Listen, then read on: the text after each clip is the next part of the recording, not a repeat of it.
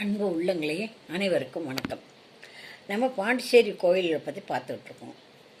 அதில் தீவானூர்லேருந்து நெல்குத்திசாமி மாசி மாதம் இந்த தீர்த்தவர் திருவிழாவுக்கு இங்கே வரோம் இல்லையா? அதை பற்றி இப்போ பார்த்துக்கிட்டு இருந்தோம்.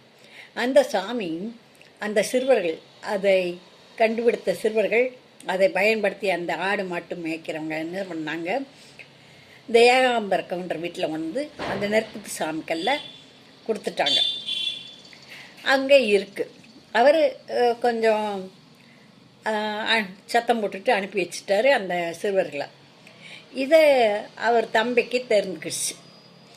தம்பிக்கு தெரிஞ்சாக்க, அண்ணே நம்ம இந்த சாமியை, நெற்குத்தி சாமியை பற்றி கேள்விப்பட்டேன், இந்த சாமியை நம்ம கோயில் கட்டி கும்பிடுவோண்ணே அப்படின்னு சொல்கிறார்.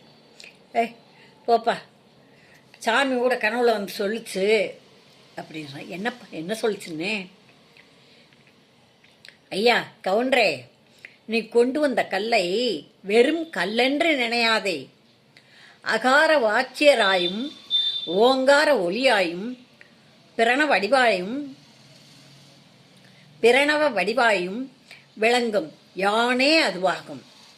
ஆகையால் நீ விபூதி ருத்தாட்சம் அணிந்து இடைவிடாமல் என்னை பூஜித்து வந்தால் என்னை அடையும் பாக்கியத்தை நீ பெறுவாய் என்று திருவாய் மலர்ந்து விநாயகர் காட்சி தந்தார்.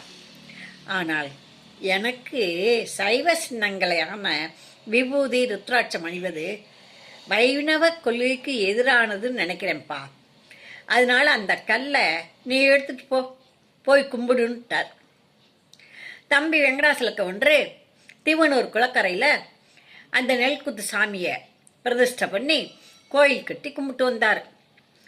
இந்த விநாயகரை கும்பிடவும் அந்த வெங்கடாசல கவுண்டர் குடும்பத்தில் சுப நிகழ்ச்சிகளாக நடந்துச்சு. செல்வம் பெருகியது, ஆடு மாடு பெருகியது, வியாபாரம் நல்லா நடந்துச்சு, வயலில் நல்லா விளைஞ்சிச்சு, ரொம்ப நல்லா வந்துட்டாங்க. ஆனால் இந்த ஏகாம்பர கவுண்டர் என்ன செய்தாரு, அண்ணன் அவர் அந்த சாமியை எடுத்துகிட்டு போப்பான்னு சொல்லிட்டார்ல, அவங்க வீட்டில் அந்த கொண்டு வந்து வச்சாங்க. அவருக்கு தானே கனவுல வந்து சொல்லிச்சு. ஆனால் கேட்கல அவரே. குடும்பம் வியாபாரம் நொடிச்சு போச்சு, வயலில் விளைச்சல் குறைஞ்சி போச்சு, ஆடு மாடு பெருகலை, குடும்பம் கஷ்டப்பட்டு போச்சு. அப்புறமா வெங்கடாசல கவுண்டர் வந்தார். அண்ணே வாண்ணே, இந்த நெல்குத்தி விநாயகரையாச்சும் கும்பிடுனே. அதை கும்பிட்டு போனேன். வீட்டில் இருப்பவங்களும் எல்லாம் சொன்னாங்க, ஆமாங்க அந்த சாமியை நம்ம வேண்டான்னு சொன்னதுலேருந்து தாங்க நம்ம கஷ்டப்படுறோம், அதனால் நம்ம போய் கும்பிடுவோங்க அப்படின்னு சொன்னாங்க. அதற்கப்புறமா ஏகாம்பர கவுண்டரும் அந்த கோவிலுக்கு வந்து கும்பிட ஆரம்பித்தார்.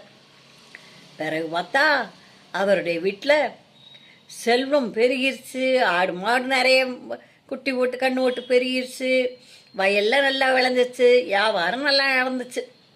ஆகான்னு சொல்லி இப்போ அந்த விநாயகரை நல்லா கும்பிட்டுக்கிட்டு இருக்காங்க.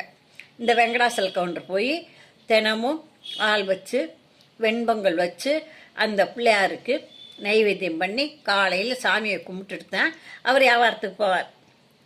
அப்படி செய்யும்போது அவர் நல்லா இந்த வேலை அப்படியே போய்கிட்டு இருக்கு. அப்போ இந்த தீவானூர் குளத்துக்கரை இருக்கு இல்லையா, குளத்துக்கரையில் தான் இந்த விநாயகர் வச்சுருக்காரு. அந்த குளத்துக்கரையில் உளுந்தூர்பேட்டைக்கு சந்தைக்கு போகிறவங்கெல்லாம், இந்த வழியாக போகிறவங்க பொதி மாட்டு மேலே பொதியை சுமந்துக்கிட்டு இந்த வியாபார பொருள் எல்லாம் தானியங்கள் பொதியை சுமக்க வச்சுக்கிட்டு அதை பற்றிக்கிட்டு வருவாங்க. வந்தால் இந்த குளத்தங்கரையில் எல்லாரும் சமையல் பண்ணி சாப்பிடுவாங்க. அப்படி ஒரு நாள் என்ன செஞ்சார், இந்த சாமிக்கு வெங்கடாசல கவுண்டர் பொங்க வச்சுக்கிட்டு இருக்கார். அப்படி வச்சுக்கிட்டு இருக்கையில் வாலாஜாப்பேட்டையிலேருந்து ஸ்ரீமத் சட்டைநாத சுவாமிகளின் சீடர் மலை முருகப்ப செட்டியாருங்கிறவர் 100 பொதி மாடுகள் மேலே மிளகு மூட்டையை கொண்டுக்கிட்டு வந்தார். தீவானூர் வழியாக வந்ததும் உளுந்தூர்பேட்டை சந்தைக்கு போகும்போது இங்கே சமைச்சு சாப்பிடுவோம்னு சொல்லிட்டு மாடுகளை அவுத்து விட்டுட்டு இந்த மாட்டை கொஞ்சம் ரெஸ்ட் எடுக்க விட்டுட்டு இந்த வந்தவங்கெல்லாம் சேர்ந்து சோறாக்கி சாப்பிட்டாங்க. அப்போ சாப்பிட்டுக்கிட்டு இருக்கையில் இதே வழக்கம், எப்பவும் வர்றவங்க இங்கே உட்காந்து சாப்பிட்றது வழக்கம். அதே மாதிரி அன்னைக்கு சாப்பிட்டுக்கிட்டு இருந்தாங்க. அப்போ இந்த முருகப்ப செட்டியார் கோயிலில் வந்து உட்கார்ந்துருக்காரு. அந்நேரம் இவர் வெங்கடாசல கவுண்டர் பூஜைக்கு ஆரம்பிச்சிருக்காரு. அப்புறமா என்ன நடக்குதுன்னு அடுத்த பதிவில் பார்ப்போம். நன்றி, வணக்கம்.